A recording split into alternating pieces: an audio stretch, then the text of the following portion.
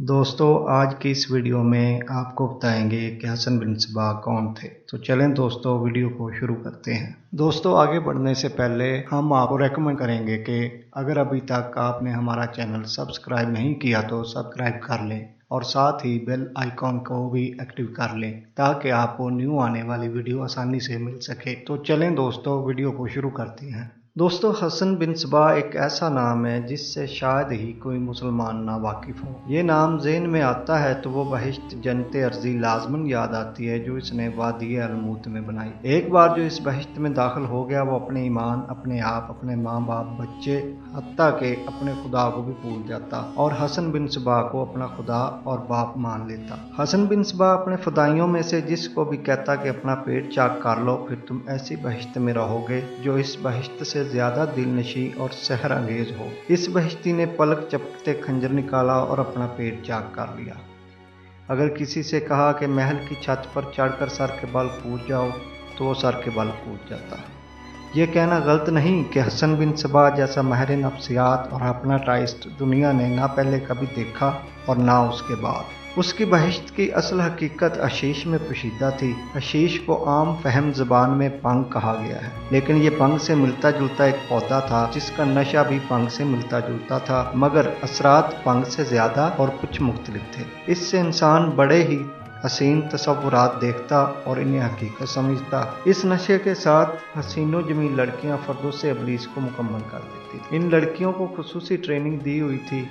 यही इंसान की वो कमज़ोरियां हैं जो इसे अल्लाह की जन्नत से निकालकर इब्लीस की बहिश्त में पहुंचा देती थी। औरत, नशा, हकाइक से फरार और लज्जत परस्ती। हसन बिन सबा सल्जोकियों के दौर में उठा और देखते ही देखते अरूज तक जा पहुंचा।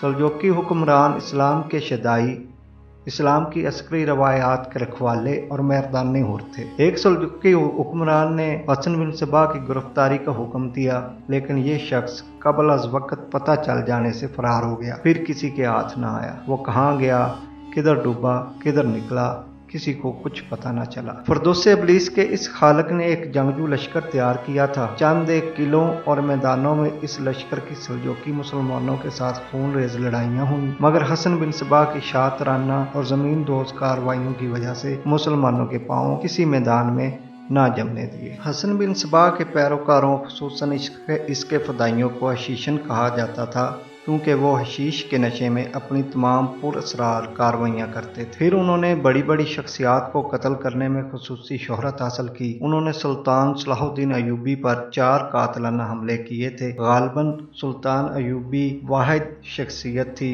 जिसे हशीशन कत्ल करने में नाकाम रहे, वरना इनके हाथों कोई जिंदा ना रहा। तारीख की एक मशहूर व मरूफ शख्सियत ख्वाजा निज़ामुल मलक तौसी, जो बहुत बड़े आलम दीन और दानिशवर थे, उमर ख़याम और हसन बिन सबा गहरे दोस्त थे और एक ही मदरसे में पढ़ते थे। आगे चलकर तीनों के रास्ते जुदा हो गए थे। निज़ामुल मलक सल्जोकी हुकूमत का वज़ीर आज़म बना और हसन बिन सबा को नौकरी दिलवाई, लेकिन एक वक्त आया कि हसन बिन सबा ने निज़ामुल मलक को कत्ल करवा दिया। दोस्तों उम्मीद करते हैं ये वीडियो आपको अच्छी लगी होगी और हमारी ऐसी मज़ीद वीडियोज़ देखने के लिए हमारे चैनल्स को सब्सक्राइब, लाइक और शेयर ज़रूर करें। तो मिलते हैं एक नई वीडियो के साथ। Stay with us.